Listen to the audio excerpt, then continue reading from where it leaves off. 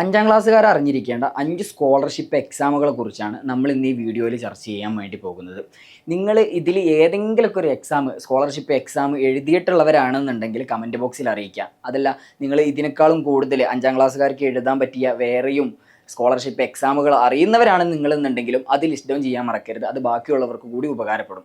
ഏതായാലും നമ്മുടെ ലിസ്റ്റിലെ ഒന്നാമത്തെ ആള് JMO ജൂനിയർ മാത്സ് ഒളിമ്പ്യാഡ്. 5, 6, 7 ക്ലാസ്സിലെ കുട്ടികൾക്ക് CBSE ആണെങ്കിലും സ്റ്റേറ്റിലുള്ളവർക്കാണെങ്കിലും ഒരേപോലെ എഴുതാൻ പറ്റുന്ന എക്സാമാണ് ജൂനിയർ മാത്സ് ഒളിമ്പ്യാഡ്. കുസാറ്റ് ആണ് ഇത് കണ്ടക്ട് ചെയ്യുന്നത്.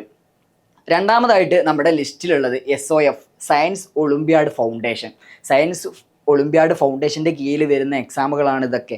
SOF international computer science olympiad, SOF national science olympiad, SOF international mathematics olympiad, SOF international English olympiad, SOF international general knowledge olympiad, അതുപോലെ തന്നെ SOF international social studies olympiad, SOF international Hindi olympiad. School വിദ്യാർത്ഥികളിലെ competitive mindset ഉയർത്തിക്കൊണ്ടുവരിക എന്ന ലക്ഷ്യത്തോടു കൂടിയാണ്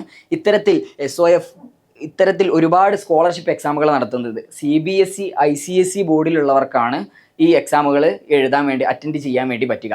ഇനി നമ്മുടെ ലിസ്റ്റിലെ മൂന്നാമത്തെ ആള് NSMC അഥവാ national science and maths championship.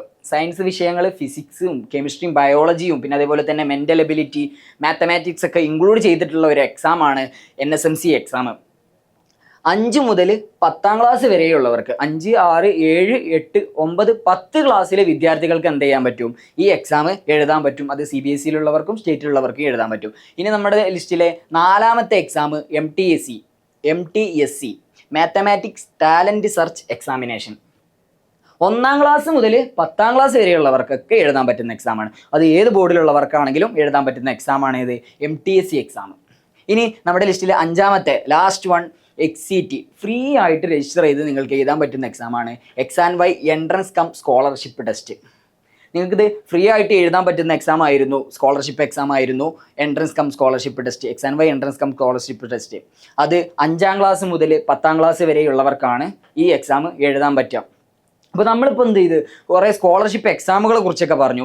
ഇനിയിപ്പോൾ ഇത് ഞങ്ങളെങ്ങനെ കറക്റ്റായിട്ട് അറിയുന്നു, അതല്ലാന്നുണ്ടെങ്കിൽ ഇതിൻ്റെ കോച്ചിങ്ങുകൾ ഞങ്ങൾക്ക് എങ്ങനെ കിട്ടും എന്നുള്ള ഒരു അതിനായിട്ട് താല്പര്യമുള്ള വിദ്യാർത്ഥികളാണ് നിങ്ങളെന്നുണ്ടെങ്കിൽ നിങ്ങൾക്ക് എക്സാമിൻ്റെ യൂട്യൂബ് ചാനലുകളിലൂടെ നമ്മൾ ഫ്രീ ആയിട്ട് ഇതിനുള്ള കോച്ചിങ്ങുകൾ തരുന്നുണ്ട്.